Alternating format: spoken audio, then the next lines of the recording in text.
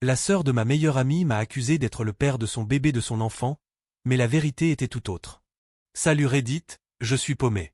L'année dernière, ma vie a complètement basculé. Tout commence avec Lucas, mon meilleur ami depuis toujours. Lui et moi, on a tout partagé. Les bêtises, les jeux vidéo, les galères. Mais sa sœur, Jessica, c'était une autre histoire. On n'a jamais été proches. Elle était distante, enfermée dans ses problèmes. Lucas m'avait dit qu'elle voyait des thérapeutes, mais je n'avais jamais creusé. Puis un soir, alors que je regardais un match chez moi, mon téléphone a sonné. C'était Jessica. Rien que ça, c'était bizarre. On ne s'appelait jamais. J'ai décroché, pensant qu'il était arrivé quelque chose à Lucas. Mais avant même que je puisse demander, elle lâche, je suis enceinte, et c'est ton bébé? J'ai eu un bug. Je crois que j'ai ri nerveusement, pensant qu'elle plaisantait. Mais non, elle était sérieuse. Jessica, c'est impossible, ai-je répondu. Il n'y a jamais rien eu entre nous, mais elle s'est mise à pleurer, à m'accuser de fuir mes responsabilités. Elle disait que j'étais comme tous les autres, que je la laissais tomber. J'étais sous le choc. Tout ça n'avait aucun sens. J'ai essayé de rester calme et lui ai demandé un test de paternité pour clarifier les choses. Mais elle a refusé. Tu veux me traiter de menteuse? Après tout ce que je traverse. Elle jouait sur la corde sensible, et ça m'a désarmé. Quand j'ai raccroché, je me sentais perdu. Je savais que je n'étais pas le père, mais je sentais déjà les ennuis arriver. Et je n'avais pas tort. Quelques jours plus tard, mes parents ont appris l'histoire, et au lieu de me soutenir, ils ont pris le parti de Jessica. On ne t'a pas élevé pour fuir tes responsabilités, m'a dit mon père. Ma mère, les bras croisés, me fixait avec dégoût. Tu veux qu'on ait honte de toi? Je leur ai expliqué que je n'avais rien à voir avec cette grossesse, mais ils ne voulaient rien entendre. Pour eux, j'étais déjà coupable. Jessica avait réussi à les convaincre avec son histoire, et moi, j'étais seul contre tous. Je ne savais pas quoi faire. Tout le monde semblait douter de moi, même certains amis. Le pire, à la date où elle disait être tombée enceinte, j'étais à des centaines de kilomètres. Mais mes parents balayaient ça d'un revers de main. Les gens font des erreurs. Quand mes parents ont appris l'histoire, j'ai cru qu'ils allaient me soutenir. Mais leur réaction m'a laissé sans voix.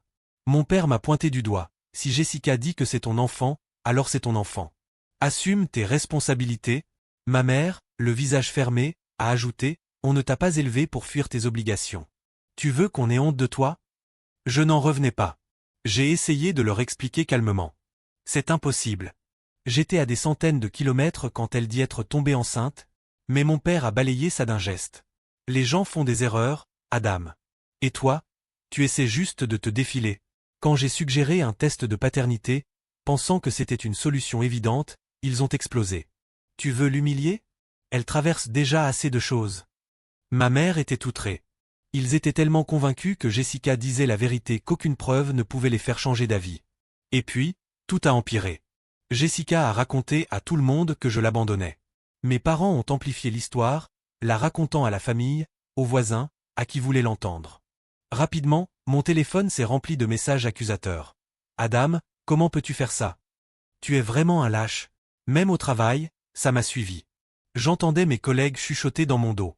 Je sentais leurs regards, pleins de jugement. J'étais marqué, et personne ne me laissait une chance d'expliquer. Le seul qui semblait hésiter, c'était Lucas. Mais même lui ne savait plus quoi penser. Un jour, il m'a dit, Adam, c'est compliqué.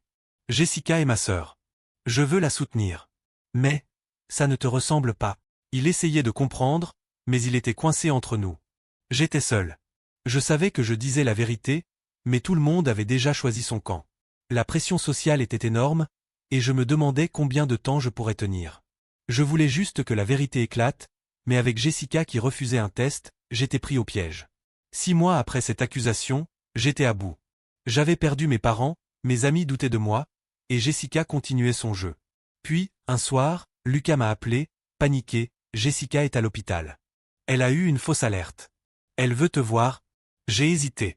Pourquoi y aller après tout ce qu'elle m'avait fait? Mais Lucas a insisté, s'il te plaît. Je crois qu'elle veut parler. À contre-cœur, j'ai accepté. En arrivant à l'hôpital, je l'ai vue dans sa chambre, discutant avec une infirmière. J'ai failli faire demi-tour, mais leurs mots m'ont arrêté net. Je vous en supplie, ne contactez pas le père biologique, disait Jessica, la voix tremblante. Je suis entré dans la pièce, furieux. Jessica, c'est quoi cette histoire? Elle a sursauté, les larmes montant instantanément. Adam. Je suis désolé. Sérieusement? Désolé? Ma voix montait. Tu m'as accusé, tu as détruit ma vie, et maintenant, tu pleures. Elle s'est effondrée. Je ne savais pas quoi faire. Je suis seule. Et je pensais que tes parents te forceraient à m'aider. Son aveu m'a glacé. Pendant des mois, elle m'avait utilisé pour éviter de faire face à sa situation. Et le père? Qui est-ce? Ai-je demandé. Elle n'a pas répondu tout de suite, puis a murmuré. Je ne sais pas. Ces 3 mots ont suffi à faire exploser ma colère. Tu ne sais pas? Alors pourquoi m'avoir traîné dans cette histoire? Elle pleurait, mais je ne pouvais plus ressentir de pitié. Je me suis levé, la voix froide, tu as ruiné ma vie. Bonne chance pour réparer ça. Je suis sorti, laissant derrière moi ses sanglots. Dans le couloir, je me suis adossé à un mur, tremblant de rage et d'épuisement. La vérité que j'attendais depuis si longtemps était enfin là, mais elle ne m'apportait aucun soulagement. Il restait une étape, mes parents. Ils devaient savoir ce qu'elle avait fait. Mais allaient-ils seulement me croire? Après la confession de Jessica, je savais qu'il me restait une dernière étape, confronter mes parents. Je n'attendais plus grand-chose d'eux, mais une partie de moi espérait encore qu'ils seraient prêts à entendre la vérité. Le lendemain, je suis retourné chez eux. Dès que ma mère a ouvert la porte, son expression froide a suffi à me rappeler où je me situais dans cette famille. « Qu'est-ce que tu veux, Adam ?» a-t-elle demandé, sans une once de chaleur. « Je dois vous parler. »« C'est important, » ai-je répondu, essayant de maîtriser ma voix. Ils m'ont laissé entrer, mais l'atmosphère était lourde. Assis dans le salon, je pouvais sentir leur méfiance. Mon père a croisé les bras, un regard qui semblait dire qu'il était déjà fatigué de m'entendre. J'ai pris une inspiration. C'est à propos de Jessica. Leur silence en disait long. Je n'avais pas leur attention, juste leur jugement. Elle m'a dit la vérité. Je ne suis pas le père, ai-je commencé doucement. Elle ne sait même pas qui c'est. Ma mère a froncé les sourcils, son regard incrédule. Et tu crois qu'on va gober ça? Je savais que ce ne serait pas facile, mais leur ton, ça faisait mal, même après tout ce qui s'était passé. Je l'ai entendu, maman. Elle l'a avoué. Hier, à l'hôpital, mon père, impassible, a secoué la tête, comme si tout cela n'était qu'une tentative pathétique d'échapper à mes responsabilités. C'est trop facile, Adam. Elle t'accuse depuis des mois, et maintenant tu prétends qu'elle change son histoire. J'ai serré les poings. Leur réaction ne me surprenait pas, mais ça n'empêchait pas la colère de monter. Elle a menti. Et elle l'a reconnu. Pourquoi c'est si difficile pour vous de me croire? Ma mère a soupiré, comme si elle en avait assez de cette discussion. Peut-être parce que tu as toujours été doué pour esquiver les choses. Ça ressemble plus à une histoire inventée qu'à une vérité. C'était suffocant. Leur entêtement, leur refus de voir la réalité, leur incapacité à me considérer comme leur fils plutôt qu'un coupable désigné. Je me suis levé lentement, les regardant une dernière fois. Je voulais que vous sachiez la vérité. Mais je vois que ça ne sert à rien. Ils n'ont rien répondu. Pas un mot. Pas un geste pour me retenir. En rentrant chez moi, un mélange d'émotions m'envahissait. Colère, tristesse, mais aussi une étrange sensation de libération. J'avais fait tout ce que je pouvais. Ils avaient choisi de rester dans le déni, et je refusais de continuer à me battre contre leur aveuglement. C'était fini. Après ma confrontation avec mes parents, quelque chose en moi s'était éteint. J'avais fait tout ce que je pouvais pour leur montrer la vérité, mais ils avaient choisi de rester aveugles. Alors, j'ai décidé de lâcher prise. Les semaines qui ont suivi ont été silencieuses. Aucun appel de mes parents, aucune nouvelle de Lucas, et Jessica semblait s'être effacée de ma vie. Ce silence, bien qu'étrange, m'a permis de respirer pour la première fois depuis des mois. J'ai repris contact avec quelques amis, tenté de me reconstruire et de retrouver un semblant de normalité. Un soir, en rentrant du travail, j'ai remarqué une enveloppe glissée sous ma porte. Pas de timbre, pas d'adresse, juste mon prénom écrit à la main. Intrigué, je l'ai ouverte. À l'intérieur, une simple lettre. Adam, je suis désolé pour tout ce que j'ai fait. J'ai menti. Et je sais que ça t'a coûté beaucoup plus que ce que je pourrais jamais comprendre. J'ai senti mon cœur s'arrêter. La lettre continuait. Je voulais te dire la vérité plus tôt, mais j'avais trop peur. Je savais que tout ce que j'avais fait était impardonnable. J'espère qu'un jour, tu pourras me pardonner. C'était signé Jessica. Je suis resté là, figé, relisant les mots encore et encore. Pendant des mois, j'avais attendu une confession, un aveu, quelque chose. Et maintenant, c'était là, noir sur blanc. Mais au lieu du soulagement, je ressentais une immense confusion. Pourquoi maintenant? Pourquoi avait-elle attendu tout ce temps? Elle savait ce que ces mensonges m'avaient coûté. Ma relation avec mes parents, ma réputation, ma paix intérieure. Mais elle n'avait rien fait pour m'épargner. Était-ce une tentative de soulager sa conscience? Ou cherchait-elle à réparer les choses? Assis sur mon canapé, la lettre entre les mains, je ne savais pas quoi en faire. Une partie de moi voulait la déchirer, oublier qu'elle avait jamais existé. Mais une autre partie me poussait à réfléchir. Devais-je répondre? Devais-je affronter Jessica une dernière fois? La vérité était là, mais elle ne faisait que raviver la douleur de tout ce que j'avais perdu. La lettre de Jessica ne quittait pas mon esprit. Chaque fois que je la voyais posée sur ma table, je ressentais ce poids étrange. Un mélange de colère, de confusion, et contre toute attente, un soupçon de curiosité. Pourquoi maintenant? Après tous ces mois, pourquoi décidait-elle soudainement de se montrer honnête? Je savais que la meilleure chose à faire aurait été d'ignorer tout ça, de continuer ma vie comme si cette lettre n'avait jamais existé. Mais ce n'est pas si simple. Chaque mot semblait poser une question à laquelle je n'avais pas encore de réponse. Un soir, j'ai craqué. Sans trop réfléchir, j'ai envoyé un message à Jessica. J'ai lu ta lettre. Je pense qu'on doit parler. Elle m'a répondu presque immédiatement. Merci. Est-ce qu'on peut se voir? Le lendemain, on s'est retrouvés dans un café du centre-ville. J'étais tendu, mais en la voyant arriver, quelque chose m'a frappé. Jessica n'avait plus cette assurance qu'elle affichait autrefois. Elle paraissait plus petite, presque écrasée par le poids de ses propres choix. Merci d'être là, a-t-elle murmuré en s'asseyant. Je l'ai observée en silence pendant un moment, cherchant les bons mots. Pourquoi maintenant, ai-je fini par demander. Elle a détourné les yeux, jouant nerveusement avec sa tasse. Je pensais que je pouvais gérer. Que tout finirait par s'arranger, d'une façon ou d'une autre. Mais ça n'a fait qu'empirer. J'ai vu ce que ça t'a fait, ce que ça faisait à Lucas aussi. Et j'ai compris que je ne pouvais plus continuer. Ces mots flottaient dans l'air, mais ils ne suffisaient pas. Pas pour moi. Tu aurais pu arrêter avant, ai-je dit, la voix plus calme que je ne l'aurais cru. Avant que tout ça n'aille si loin. Elle a hoché la tête, les larmes aux yeux. Je sais. Je suis désolé, Adam. Je sais que ça ne change rien. Mais, je voulais que tu saches, je n'ai rien dit pendant un moment. Je cherchais à comprendre ce que je ressentais. En colère? Déçu? Soulagé? Peut-être un peu de tout ça. Tu sais que je ne peux pas te pardonner? Pas vraiment, ai-je finalement répondu. Je ne peux pas revenir en arrière, et toi non plus. Mais ce que je veux, c'est que tu restes loin de moi. Je ne veux plus rien avoir à faire avec cette histoire. Jessica n'a pas protesté. Elle a juste hoché la tête, les épaules affaissées, et c'était fini. En sortant du café, je me suis rendu compte que, pour la première fois depuis longtemps, je n'avais plus ce poids sur les épaules. En sortant du café, je ressentais un calme étrange, presque irréel. Jessica avait enfin dit la vérité. Cela aurait dû me soulager, mais la paix que j'attendais depuis des mois ne venait pas. Il y avait un vide, un écho persistant de tout ce que cette histoire avait brisé. Les jours suivants, je me suis efforcé de me recentrer. Travailler. Passer du temps avec mes amis. Tenter d'oublier. Mais son aveu continuait de résonner dans mon esprit, comme une énigme que je ne pouvais pas résoudre. Elle avait menti, détruit ma réputation, et maintenant, elle cherchait quoi? À se racheter? À apaiser sa propre conscience? C'était le genre de questions auxquelles je savais que je ne trouverais pas de réponse, mais elle refusait de me lâcher. Je m'efforçais de les ignorer jusqu'à ce qu'un appel vienne briser ce semblant de routine. Lucas. Cela faisait des semaines que nous n'avions pas parlé. Voir son nom sur l'écran m'a immédiatement mis sur la défensive. Pourtant, j'ai décroché, le cœur lourd. Sa voix, habituellement vive, avait une certaine retenue. Adam, je voulais te parler. J'ai vu Jessica. Je me suis figé, attendant la suite. Son ton était hésitant, presque maladroit. Elle m'a raconté ce qu'elle t'a fait. Je n'ai rien dit. Je savais que Lucas cherchait ces mots, mais je n'étais pas sûr de vouloir les entendre. Je suis désolé, a-t-il fini par dire, sa voix basse. Je savais qu'elle n'allait pas bien, mais je ne pensais pas que c'était.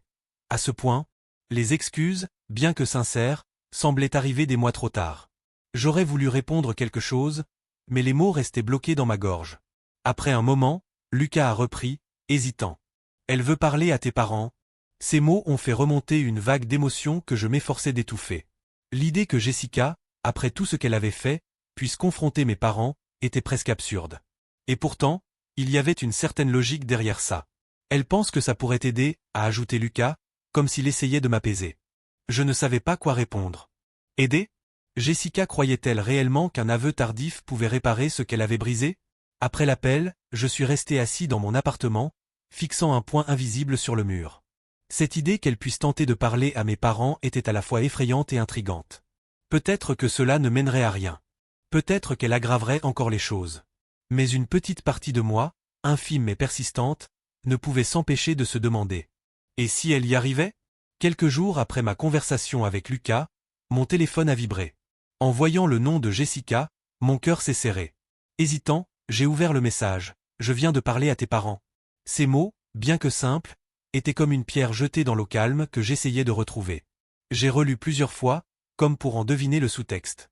Pourquoi m'envoyait-elle ça? Cherchait-elle une approbation, une validation? Une partie de moi voulait ignorer ce message. Peut-être que si je ne répondais pas, cette histoire finirait enfin par s'effacer. Mais je savais que ça ne marcherait pas.